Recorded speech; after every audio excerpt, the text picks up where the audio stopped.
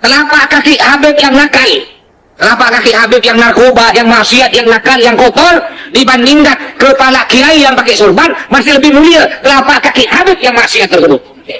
Haluan menghormati para habaib itu, ya. Bukan berarti tidak boleh kita menghormati, menghargai cucu Nabi. Wajib kita menghormati. Cuma jangan keterlaluan mencium kakinya. Habib yang bodoh, suka mabok, suka narkoba, itu katanya lebih baik dari kepalanya ulama. Coba. Habib yang bodoh, Habib yang suka narkoba, Habib yang suka berbuat jahat, dicium kakinya katanya lebih baik telapak kakinya daripada kepalanya ulama yang memakai sorban. Ini kan suatu kelebihan atau penghinaan, ya kan? Menghina. Nah, itu. Ini. Makanya kita orang-orang awam ini jangan sampai terpengaruh seperti itu. Keterlaluan. Menghargai mereka, menghormati mereka itu wajib, tapi jangan berlebih-lebihan. Betul lah? Jangan berlebih-lebihan. Makanya kalau di Banten itu para habaib tidak galak masuk. Kenapa? Ditantang oleh Abuya Muhtadi, Habib yang masuk ke Banten harus membaca tahlil 10.000 di depan umum. Kalau dia tidak mau, pulang. Kata Abuya Muhtadi, pemimpin ulama Banten. Makanya tidak sembarangan kalau di Banten ada Habib. Ya, karena mereka harus tahu jelas jalurnya, ya, harus jelas jalurnya siapa, harus jelas. Orang-orang di Banten itu ulama-ulamanya mereka mengetahui tentang kitab-kitab manuskrip lama. Jadi mengetahui siapa yang jelas keturunannya itu memang harus kita hormati. Tapi kalau yang tidak jelas terputus itu bukan itu. Ya, ngaku-ngaku baik. Yang bukan Habib ngaku Habib. Pengen apa? Pengen dihormati. Ya, ini pengen dihormati. Ya, pengen dihormati orang awam. Ya, makanya kita ini harus warga pribumi itu jangan sampai direndahkan. Kita ini dianggapnya budak apa? Ya kan? Mereka majikan, padahal kita ini kan hamba Allah kan, betul lah?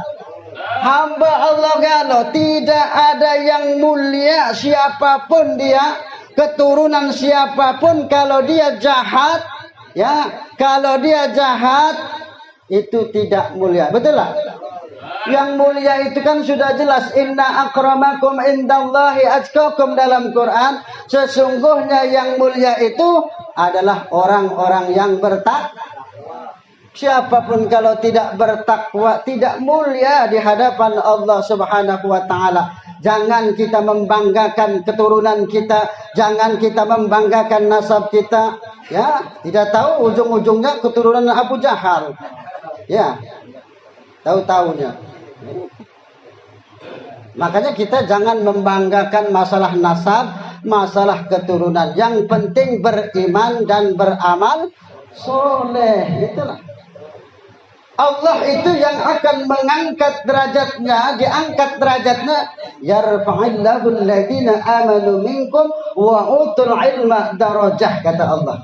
Allah akan mengangkat derajat seseorang itu karena iman. Dan Allah mengangkat derajatnya seseorang itu beberapa derajat itu karena ilmu, ya, bukan karena keturunan, bukan karena nasab, ya, tetapi Allah mengangkat derajat seseorang itu karena dia beriman dan dia memiliki ilmu pengetahuan. Ini dikatakan apa? Kata Habib Bahar itu, orang yang bodoh dari habaib itu lebih baik daripada 70 kiai atau 70 ulama. Wih, kurang ajar. Ya. Lah keterlaluan namanya ini kan, menghina.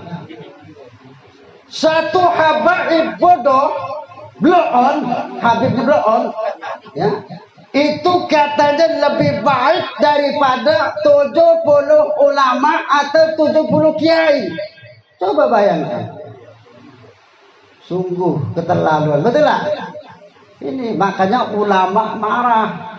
Kan ulama dianggapnya mereka tidak berpolitik. Padahal sudah jelas itu, makanya Abu Muhtadi di Banten itu kepalanya ulama, pimpinan ulama Banten itu marah. Marah itu seperti itu karena mendengar hal itu. Beliau marah karena dianggapnya ulama itu lebih rendah daripada keturunan habaib yang bodoh. Ya.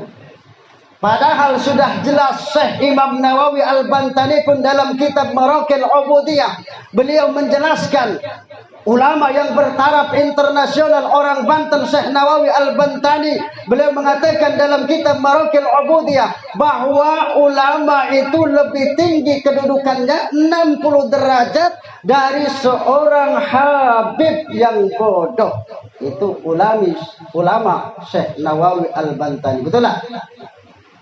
Abu Muhtadi beliau marah karena mendengar perkataan seperti itu. Makanya beliau marah. Habib kalau datang ke Banten suruh baca tahlil 10.000 di depan umum, kata beliau. Kalau dia tidak mau, pulang kata beliau. Itu Abu Muhtadi marah karena mendengar perkataan seperti itu, ya. Itu makanya kita harus jaga omongan kita itu, jangan sampai saling menyinggung, ya. Para habaib dijaga omongannya, jangan merasa sok mulia.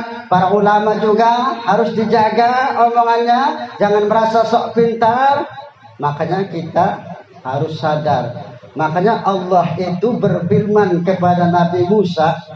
Nabi Musa itu bertanya, ya Allah, siapakah makhlukmu yang paling engkau benci di muka bumi ini? Dijawab oleh Allah, orang yang paling dibenciku, kata Allah, adalah orang yang hatinya takabur, sombong. Itu. Makanya hati-hati, jangan sampai kita terkena penyakit sombong ini, ya. Jangan sampai. Itu. Mudah-mudahan perseteruan di antara mereka, ya, untuk menjalin persatuan negara kita, ya, itu tercapai. Kalau sudah begini kan tidak lemah, tidak enak. Kalau sudah begini sudah ribut seperti ini. Habib tidak enak dengan para ulama, ulama pun tidak enak karena saling menjelek-jelekan, ya kan, tidak enak. Maka kita tak usahlah melo-melo orang awam, ya, melo saja yang benar, betul lah. Melo ulama yang benar, yang menjalankan syariat Allah Subhanahu wa ta'ala, yang menjalankan perintah Allah dan Rasulnya. Betul lah? Itulah yang kita ikuti, ya. Karena apa? Al-ulama warasatul anbiya. Ulama itulah pewaris para nabi, bukan habaib. Al-ulama warasatul anbiya. Ulama itulah pewaris para nabi. Ulama itu diumpamakan seperti nabi-nabi dari kalangan Bani Israel. Itu kedudukan ulama. Ya, dikatakan oleh Nabi bahwa ulama dari umatku ini itu diumpamakan seperti nabi-nabi di kalangan Bani Israel. Makanya kita tidak bolehlah ibaratnya menjelekkan mereka para ulama.